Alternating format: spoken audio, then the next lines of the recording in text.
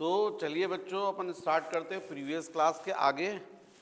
पिछली क्लास में अपन ने देखा था application of first law of thermodynamics. उसमें फर्स्ट देख लिया था अपन ने isothermal process, second adiabatic process. अब नेक्स्ट अपन देख रहे हैं बच्चों साइक्लिक प्रोसेस। तो the process in which the substance passes through its different phases and returns back into its original phase, then the process is called cyclic process. सुनिए फिर से ध्यान से। The process in which the substance passes through its different phases and returns back into its original phase, then the process is called cyclic process. For example, जैसे ice block है, आपने क्या किया, किसी कंटेनर में कटोरी में रखा, बर्नर पर रख दिया, हीट दे रहे हो। हाँ, और ज़्यादा अच्छा है कि कुछ क्लोज्ड वाले में कर लें कंटेनर में। तो स्वाभाविक है जब आप हीट दोगे तो वो मेल्ट होगा, वाटर फॉर्म में आ जाएगा। फिर और हीट दोगे तो आपको पता है वो स्टीम में कन्वर्ट हो जाएगा। वाटर का टेम्परेचर बढ़ेगा, बॉईल करेगा, स्टीम बनेगी और फाइनली पूरी कंप्लीट स्टीम में कन्वर्ट हो जाएगा। फिर आपने बर्नर को ऑफ कर दिया और फिर उसमें से हीट जो है वो रिजेक्ट करना चालू कर दिया या उसको कंडेंस करना चालू कर दिया, ठंडा करना चालू कर दिया। तो स्वाभाविक है धीरे धीरे धीरे स्टीम है वापस इसमें बदल जाएगी वाटर में, और अपन ने उसका टेम्परेचर डिक्रीज किया तो वाटर वापस किस में कन्वर्ट हो जाएगा, आइस ब्लॉक में। तो जब ऐसी प्रोसेस होती है जिसमें सब्सटेंस डिफरेंट फेसेस से पास होते हुए रिटर्न्स अपनी ओरिजिनल फेस में आ जाता है, तो ऐसी प्रोसेस को अपन बोलते हैं cyclic process. The process in which the substance passes through its different phases and returns back into its original phase, then the process is called cyclic process. तो बच्चों, जब साइक्लिक प्रोसेस में सब्सटेंस अपनी original face में आ जाता है, इसका मतलब उसके इंटरनल एनर्जी में कोई चेंज नहीं होता है। तो यदि हम इंडिकेटर डायग्राम यदि ड्रॉ करते हैं, तो मान लीजिए सब्सटेंस इस पोजीशन में है, मतलब उसमें इतना प्रेशर, इतना वॉल्यूम है और इतना टेम्परेचर है। फिर यहाँ से ऐसा कर्व जाएगा क्योंकि फेस बदल गया, वॉल्यूम बढ़ गया, प्रेशर कम हो गया, फिर और अपन ने किया और वॉल्यूम बढ़ गया, तो बी से मान लीजिए सी पे पहुँच गया। जैसे मान लीजिए आइस था, वाटर में कन्वर्ट हुआ तो वॉल्यूम बढ़ेगा, फिर वाटर जो है वो किस में बदल गया, स्टीम में, और वॉल्यूम बढ़ गया। फिर स्टीम को वापस हमने कंडेंस किया तो ये वापस वाटर में, फिर वाटर वापस आइस में। तो इस तरीके से जब सब्सटेंस डिफरेंट फेसेस से होते हुए अपने ओरिजिनल फेस में पहुंच जाता है, तो उसको बोलते हैं साइक्लिक प्रोसेस। तो साइक्लिक प्रोसेस में ये जो ग्राफ का ये जो इनक्लोज्ड एरिया है ये शो करता है वर्क डन। ये क्या शो करता है, वर्क डन। तो यहाँ पर work done is equal to होता है एरिया, इनक्लोज्ड एरिया ABCD, ये वाला शेडेड एरिया। अच्छा, एक और बात, इसमें मैंने आपको बताया U जो रहता है वो कैसा रहता है, कांस्टेंट, क्योंकि सब्सटेंस अपनी ओरिजिनल फेस में पहुंच जाता है। तो इसका मतलब डेल U की वैल्यू क्या होगी, 0, चेंज इन इंटरनल एनर्जी। लेकिन हमको पता फर्स्ट लॉ ऑफ थर्मोडायनेमिक्स क्या होता है, del Q is equal to del U plus del W। तो फिर del Q is equal to 0 plus del W, मतलब del Q is equal to del W। मतलब हमने जो सिस्टम को हीट दी है वो पूरी की पूरी यूज होती है केवल एक्सटर्नल प्रेशर के अगेंस्ट वर्क डन में। तो साइक्लिक प्रोसेस में ये सब होता है, राइट। तो ये आपको समझना चाहिए बच्चों, साइक्लिक प्रोसेस। फिर नेक्स्ट यदि मैं आपको बताऊं तो नेक्स्ट होता है isochoric process. Isochoric process, the process in which volume remains constant, then the process is called isochoric process. ऐसी प्रोसेस जिसमें क्या कांस्टेंट होता है, वॉल्यूम, उसको अपन बोलते हैं आइसोकोरिक प्रोसेस। तो कोई आपके पास में प्रैक्टिकल एग्जांपल है क्या? हाँ बिल्कुल है, प्रेशर कुकर का एग्जांपल। जब प्रेशर कुकर को आप गैस पर रखते हैं और विसिल लगा देते हैं और हीट देते हैं, और जब तक वो हीट देते आते हैं विसिल नहीं ऑन होती है, लगी रहती है, आवाज़ नहीं आती है, केवल हीट जा रही है, तो वो हीट जा कहाँ रही है तो आप बता सकते हैं। तो लेकिन सबसे पहले आइसोकोरिक प्रोसेस में यदि अपन बात करें, वॉल्यूम कांस्टेंट है, तो इंडिकेटर डायग्राम कैसा रहेगा, यहाँ पर वॉल्यूम कांस्टेंट रहेगा, है ना। साइक्लिक प्रोसेस में क्या कांस्टेंट था, इंटरनल एनर्जी कांस्टेंट थी, यू कांस्टेंट था। यहाँ पर इंडिकेटर डायग्राम कैसा होगा, ये प्रेशर वॉल्यूम, वॉल्यूम कांस्टेंट मतलब ऐसा रहेगा। प्रेशर बढ़ रहा है, देखो इस पॉइंट पर, इस पॉइंट पर, इस पॉइंट पर, ये सबके प्रेशर बढ़ रहा है, लेकिन वॉल्यूम सबका सेम बना हुआ है। अब यदि हम यहाँ पर बात करें तो हमको पता है V is equal to constant, है ना। तो del V is equal to क्या होगा, जीरो, चेंज इन वॉल्यूम। और आप सब जानते हैं work done is equal to the P into del V। तो डेल V की वैल्यू क्या, जीरो, तो ये भी जीरो, तो इसलिए इसमें वर्क डन जीरो होगा। तो बात भी सही है, यहाँ देखो ग्राफ जो है वो वॉल्यूम एक्सिस के साथ में कोई एरिया ही कवर नहीं कर रहा है, एरिया जो कवर कर रहा है वो उसकी वैल्यू कितनी है, जीरो, तो वर्क डन की वैल्यू जीरो। अब फिर से हमको मालूम है del Q is equal to क्या होता है, del U plus del W. यदि डेल डब्ल्यू की वैल्यू जीरो रख दोगे तो del Q is equal to क्या जाएगा, डेल यू। मतलब जो आपने हीट दी वो कहाँ गई, केवल और केवल किसमें कंज्यूम हो गई, इंटरनल एनर्जी चेंज होने में। इंटरनल एनर्जी चेंज होने का मतलब टेम्परेचर चेंज होने में। इसीलिए प्रेशर कुकर में खाना, दाल चावल जल्दी पक जाता है, क्योंकि जितनी आप हीट दे रहे हो वो केवल किस लिए यूज़ हो रही है, टेम्परेचर चेंज होने में, वर्क डन में नहीं हो रही। यदि आप वैसे यदि मान लीजिए सपोज प्रेशर कुकर की जगह पर ओपन किसी गंज में दाल चावल बनाएं और हीट देते, तो आपको मालूम है खाना पकने में या दाल चावल पकने में टाइम लगता है। क्यों? क्योंकि वहाँ पर जब आप हीट देते हैं तो वो दोनों पार्ट में यूज़ होती है, टेम्परेचर चेंज होने में भी, इंटरनल एनर्जी चेंज होने में भी, और वर्क डन में भी। आपने 100 कैलोरी दी, पता चला 70 कैलोरी किस लिए हो रही है, टेम्परेचर चेंज होने में, 30 कैलोरी वर्क डन के लिए। जबकि आपने इस वाले आइसोकोरिक प्रोसेस में 100 कैलोरी दी, तो पूरी की पूरी किस लिए यूज होगी, टेम्परेचर चेंज होने में, तो जल्दी टेम्परेचर चेंज हो जाएगा। तो ये है बच्चों आइसोकोरिक प्रोसेस। नेक्स्ट यदि मैं बात करूं, ये था फोर्थ, ये था थर्ड। यदि मैं ये थर्ड बोल रहा हूं तो फर्स्ट सेकंड क्या था फिर, आइसोथर्मल प्रोसेस और एडियाबेटिक, जो पिछली क्लास में, पिछले वीडियो में मैंने पढ़ाया था। नेक्स्ट है आइसोबारिक प्रोसेस। आइसोबारिक प्रोसेस,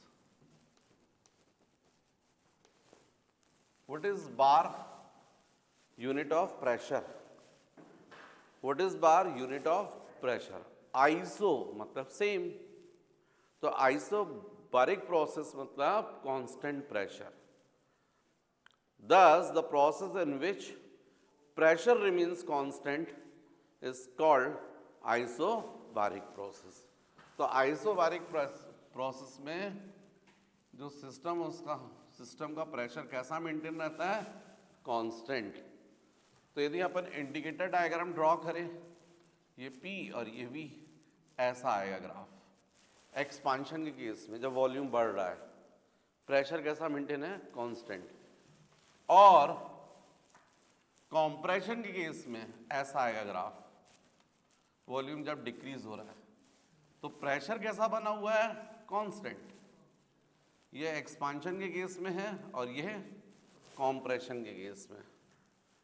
तो फिर यहां पर अपन बात करें तो del Q is equal to क्या होगा, del U plus del W. तो del Q is equal to del U plus del W क्या बोलोगे आप, पी इंटू डेल वी। मतलब अब इस सिस्टम में जो हीट आप देते हो वो किस पार्ट में यूज होती है, दोनों पार्ट में, टेम्परेचर चेंज होने में भी और वर्क डन के लिए भी, राइट। तो ऐसी प्रोसेस को बोलते हैं अपन आइसोबारिक प्रोसेस। नेक्स्ट एप्लीकेशन है बच्चों मेयर्स इक्वेशन और मेयर्स फॉर्मूला। मेयर्स फॉर्मूला या Mayer's equation very very important आपके 11th examinations point of view से। एक्चुअली में ये है रिलेशन है, relation between CP and CV. तो कभी कभी एग्जाम में आता है डिराइव मेयर्स फॉर्मूला और कभी कभी एग्जाम में क्वेश्चन आता है derive relation between CP and CV. What is CP, what is CV? CP means specific heat of a gas at constant pressure and CV means specific heat of a gas at constant volume। तो gases की जो specific heat होती है वो दो होती हैं, एक एट कांस्टेंट प्रेशर और एक होती है एट कांस्टेंट वॉल्यूम। तो बच्चों यदि हम लोग गैस लेते हैं, मान लीजिए फॉर 1 मोल गैस, हमने कितनी गैस ली है, मान लीजिए 1 मोल गैस। यदि मैं 1 मोल गैस के लिए बात करूं at constant pressure, at constant pressure P is equal to constant, यदि इस पर बात करूं और मान लीजिए आप जो हीट है वो कितनी प्रोवाइड कर रहे हो सिस्टम को, डेल क्यू।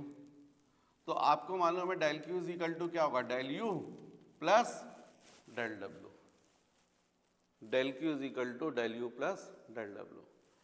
अब एक्चुअल में ये हीट देने से होगा क्या, ये हीट देने से एक्चुअली में जो सिस्टम है गैस उसका टेम्परेचर इंक्रीज होगा। तो मान लीजिए आपने कांस्टेंट प्रेशर रखा और सिस्टम का टेम्परेचर 0 से कितना इंक्रीज किया, T डिग्री सेल्सियस। इतने के लिए आपको हीट देनी पड़ी।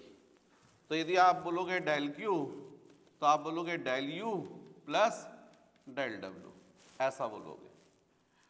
स्वाभाविक है इसमें आप ऐसा भी बोलोगे del Q is equal to, या del U is equal to आप बोलोगे del Q minus del W. What is del U, change in internal energy.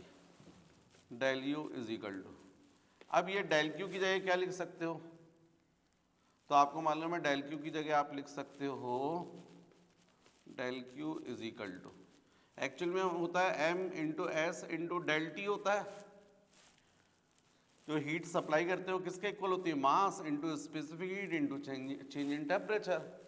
लेकिन मास आप कितना ले रहे हो, 1 मोल गैस, स्पेसिफिक हीट तो किस प्रेशर पर है, कांस्टेंट प्रेशर पर है, तो इसको आप क्या लिखना पड़ेगा, Cp मोलर स्पेसिफिक हीट, क्योंकि मोल के लिए है। और चेंज इन टेम्परेचर तो टेम्परेचर 0 से T कर रहे होते, इसलिए आप लिखोगे डेल टी। तो इसलिए यहां पर जब मैं पूछूंगा बताइए इंटरनल एनर्जी में कितना चेंज हुआ, डेल यू, तो आप इसको वैल्यू रख दोगे, डेल क्यू की जगह पर लिख दोगे Cp इंटू डेल टी और डेल डब्ल्यू की जगह रख दोगे P into of del V, pressure into change in volume. तो इस तरीके से ये इक्वेशन बनेगा। कब बनेगा, कांस्टेंट प्रेशर पर। अब मान लीजिए आपने सेम सिस्टम को फिर से ऑपरेट किया, फिर से 1 मोल गैस ली, फिर से आप हीट दे रहे हो और फिर से आप टेम्परेचर कितना चेंज कर रहे हो, 0 से T। तो अब सेकंड जब ऑपरेशन कर रहे हो आप at constant volume, volume constant रखकर V is equal to constant, और टेम्परेचर कितना चेंज कर रहे हो, 0 से T। किसका, ये सेम 1 मोल गैस का 0 से T चेंज कर रहे हो। तो यदि मैं बोलूँगा डेल क्यू तो आप बोलोगे del U plus del W, ऐसा बोलोगे, या डेल यू डैश कर लीजिएगा, इसको डेल डब्ल्यू डैश कर लीजिएगा, और जो हीट दी है उसको डेल क्यू डैश कर लीजिए, क्योंकि कांस्टेंट वॉल्यूम पर बात कर रहे हो। यहाँ अभी तक बात कर रहे थे कांस्टेंट प्रेशर पर, अब कांस्टेंट वॉल्यूम पर। तो यदि मैं पूछूंगा डेल यू डैश तो आप बोलोगे del Q dash minus of del W dash. अब मैं पूछूंगा डेल क्यू डैश की वैल्यू कितनी होगी, तो वैसे तो होती है mass into specific heat into change in temperature, पर मास की जगह आप क्या रखोगे, 1 मोल, 1 मोल गैस के लिए कर रहे हो ना, और स्पेसिफिक हीट तो वॉल्यूम कांस्टेंट वॉल्यूम पर है, इसलिए आप क्या लिखोगे, CV। What is CV? Molar specific heat at constant volume. और चेंज इन टेम्परेचर तो 0 से T चेंज हुआ है, इसलिए अभी भी क्या बोलोगे, डेल T, T माइनस 0, या उसको डेल T लिख देते हैं। अच्छा, डेल डब्ल्यू डैश की वैल्यू कितनी होगी, तो आप बोलोगे P इंटू डेल वी, लेकिन अब तो वॉल्यूम कांस्टेंट है, वॉल्यूम कांस्टेंट का मतलब डेल वी की वैल्यू क्या होगी, 0, चेंज इन वॉल्यूम। तो जब यहाँ पर रखोगे तो P इंटू डेल वी मतलब 0 आ जाएगा, तो डेल डब्ल्यू डैश की वैल्यू कितनी हो जाएगी, 0। इन वैल्यूज को इसमें सब्स्टिट्यूट करोगे तो डेल यू डैश की वैल्यू निकल आएगी, del U dash change in internal energy at constant volume, तो ये आ जाएगा is equal to del Q dash की अगर रख दोगे आप 1 into C V into del T, 1 into C V into del T, minus del W dash की जगह रख दोगे 0, क्योंकि आपने निकाला ये डेल क्यू डैश निकाला था, इसकी वैल्यू रख दी, और डेल डब्ल्यू डैश की वैल्यू निकाली ये, इन दोनों वैल्यूज को इसमें सब्स्टिट्यूट कर दिया। तो अब बच्चों आपको डेल यू डैश की वैल्यू मिली है CV इंटू डेल टी, ये हो गया 2। अब आप देखें यहां पर डेल यू जो था वो था change in internal energy at constant pressure, del U dash क्या है, change in internal energy at constant volume. लेकिन दोनों ही प्रोसेस में क्या बात सेम थी, चेंज इन टेम्परेचर, 0 से कितना किया, T, यहाँ भी change in temperature 0 to T। तो जब टेम्परेचर चेंज सेम होता है तो इंटरनल एनर्जी में भी चेंज कैसा होता है, same, right. If change in temperature same then change in internal energy, ये भी कैसा होगा, सेम। इसका मतलब बाय 1 and 2, 1 से आपने इंटरनल एनर्जी निकाली थी तो आप लिखोगे CP, मतलब आप कह सकते हो del U is equal to del U dash. Del U क्या है, change in internal energy at constant pressure, और ये डेल वी यू डैश क्या है, change in internal energy at constant volume. तो आप वैल्यू रखोगे, तो डेल यू की वैल्यू बोलो बच्चों, CP into del T minus P into del V is equal to del U dash की वैल्यू CV इंटू डेल टी। तो कुल मिलाकर आपको मिला, ट्रांसफर करोगे तो CP into del T minus CV into del T is equal to P into del V. तो CP minus CV into del T is equal to जाएगा P इंटू डेल वी। तो CP minus CV is equal to जाएगा P into del V upon del T. अब बच्चों जो आप लोग का 1 मोल गैस के लिए, फॉर 1 मोल गैस, इसके लिए इक्वेशन होता है PV is equal to RT। Actually में होता है PV is equal to nRT। n क्या होता है, नंबर ऑफ मोल्स, लेकिन नंबर ऑफ मोल्स आप कितना ले रहे हो, 1, तो n की वैल्यू 1 हो गई। अब इसको यदि आप डिफरेंशिएट करोगे तो P into del V by del T, है ना। डिफरेंशिएशन का सिंबल, ये डेल भी डिफरेंशिएशन का सिंबल और ये भी डी भी। फिर से बताता हूँ मैं, इसको DDT ऑफ कर दीजिए, P इंटू डी वी, और इसको भी कर दीजिए dt ऑफ RT, ऐसा कर दीजिए। तो अब यहाँ प्रेशर कांस्टेंट है तो P, और ये जाएगा dV अपॉन dt, और यहाँ पर हो जाएगा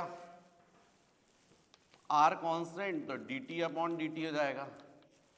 dt अपॉन dt क्या हो जाएगा 1, तो कुल मिलाकर P into D V is equal to हो गया R इंटू डी टी। ये जो D आपने लिखा इसी को हम लोग डेल भी लिख सकते हैं, एक ही बात है, चेंज, ये हो गया। इसका मतलब है P into del V upon del T is equal to R, ये होता है। तो अपन ये जो थर्ड इक्वेशन है ना जो आपने ड्राइव किया था, इसमें यहाँ से वैल्यू रख सकते हैं। हालांकि मैंने इतना डिटेल, मेरा फोन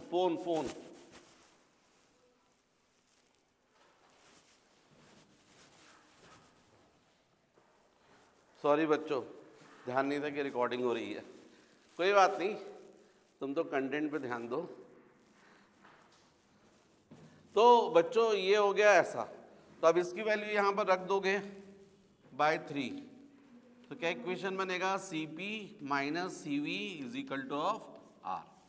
इसी को बच्चों बोलते हैं Mayer equation, Cp minus Cv is equal to R। इसका बहुत बड़ा रोल है, अभी अपन करेंगे डिस्कस। पहले आप जल्दी से इसको कॉपी कर लो।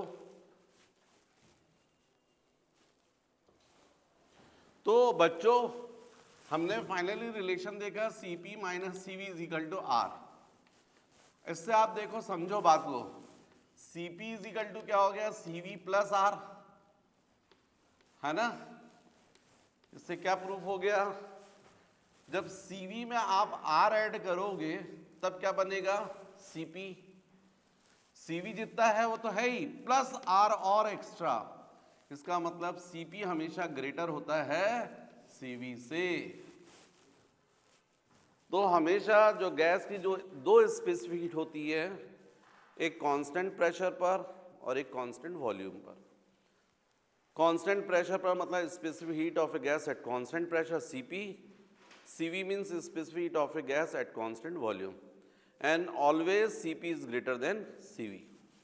तो जो बच्चों मोनो एटॉमिक गैस होती हैं, कौन सी गैस बोल रहा हूं मैं, मोनो, और कौन सी होती है, डाई भी होती है, और कौन सी होती है, पॉली होती है ना। मोनो एटॉमिक गैस बताओ जरा मुझे, हीलियम हो गई, नियॉन हो गई, है ना। तो इसमें से मान लीजिए इसके लिए मैं बोलता हूँ Cv, तो Cp की वैल्यू कितनी होगी, Cv जितनी है वो तो रहेगी, प्लस R और हो जाएगी।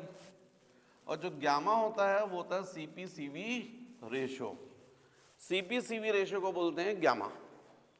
तो जो मोनो एटॉमिक गैस है, मोनो एटॉमिक गैस का एग्जांपल मैं बता रहा हूँ, जैसे हीलियम हो गई, नियॉन हो गई, है ना। तो Cv की वैल्यू होती है 3/2 R, कितनी होती है, 3/2 R। तो Cp कितना होगा, 3/2 R प्लस R, मतलब कितना जाएगा, 5/2 R, कितना जाएगा, 5/2 R।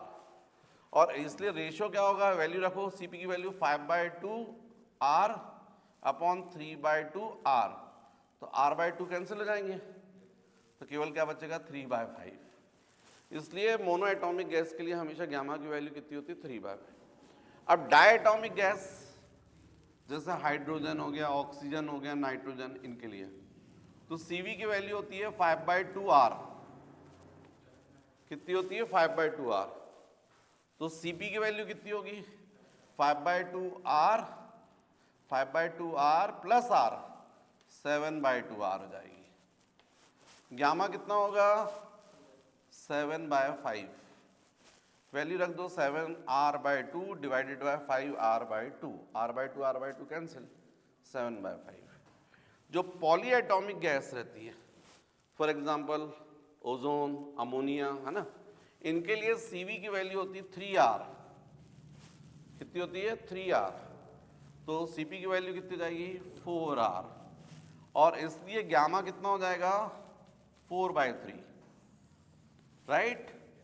तो ये बच्चों आप लोग को याद होना जरूरी है, क्योंकि जब न्यूमेरिकल्स रहते हैं तो गैस बता देंगे आपको, जैसे हाइड्रोजन बोल देंगे, नाइट्रोजन, और वैल्यू नहीं देते हैं, मतलब उनका मानना है कि आपको खुद पता होना चाहिए कि देखा आपने डायटोमिक तो गामा की वैल्यू 7/5 आया, 7/5।